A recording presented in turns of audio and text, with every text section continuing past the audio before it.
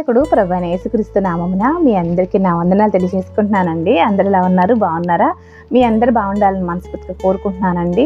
అలాగే మనము బైబిల్ గ్రంథం చదువుకుంటున్నాం కదండి ప్రతిరోజు. నిన్నటి దినాన నేను 5వ అధ్యాయము 1 నుంచి 8 వచనాలు చదివాను. ఇవాళ వచ్చేసి 9 నుంచి 20 వచనాలు చదువుకుందాము. ఓకే. ఎనోషు 90 సంవత్సరములు బ్రతికి కేనానును కనెను. కేనానును కనిన తర్వాత ఎనోషు 815 ఏండ్లు బ్రతికి కుమారులను కుమార్తెలను కనెను. ఎనోషు దినములన్నీ 905 ఏండ్లు. అప్పుడు అతడు మృతి పొందెను. కేయినాను 70 ఏండ్లు బ్రతికి మహాలేలును కనెను. మహాలేలును కనిన తర్వాత కేయినాను 840 ఏండ్లు బ్రతికి కుమారులను కుమార్తెలను కనెను. కేయినాను దినములన్నీ 910 ఏండ్లు. అప్పుడు అతడు మృతి పొందెను. మహాలేలు 65 ఏండ్లు బ్రతికి ఎరోదును కనెను. ఎరోదును కనిన తర్వాత మహాలేలు 830 ఏండ్లు బ్రతికి కుమారులను కుమార్తెలను కనెను.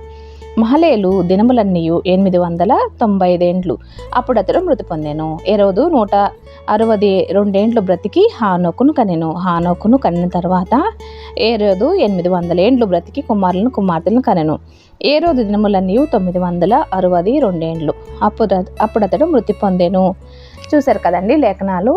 మనకి కయ్యూను వంశావళి అండి ఇది. తర్వాత హానోకు వంశావళి అనేది మొదలవుతుంది ఈ యొక్క ఆదికాండ గ్రంథంలో.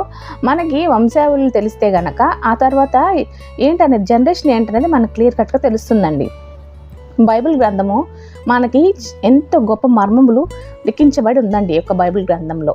మర్మములు మనకు తెలియజేస్తాయి. అంటే వంశావళి ఆదాము నుంచి మనకి వంశావళి అనేది క్లియర్ కట్గా తెలిసినట్లయితే కనుక మొత్తము మనకి అర్థమవుతుందండి బైబిల్ గ్రంథం అనేది. ఇది వంశావళిలు చదువుతున్నప్పుడు మీకు బోరింగ్ అనిపిస్తే కనుక దయచేసి ప్లీజ్ వాచ్ చేయండి. మీరు కానీ ఇది ఆఫ్ చేయొద్దు, వీడియో టర్న్ చేసేయద్దు. మీరు దయచేసి వినండి, మీకు అర్థమవుతుంది. మీ అందరికీ నా వందనాలండి నన్ను సపోర్ట్ చేస్తున్నందుకు, చూస్తున్నందుకు. మీరు ఎవరైనా కొత్తగా నా ఛానల్ చూస్తున్నట్లయితే కనుక దయచేసి సబ్స్క్రైబ్ చేసుకోండి. మీ లైక్, షేరు, సబ్స్క్రైబ్ అనేది నాకు చాలా వాల్యుబుల్ అండి. ఎందుకంటే బైబిల్ గ్రంథము చదవాలని అనుకున్నా కూడా చాలామంది చదవలేరండి.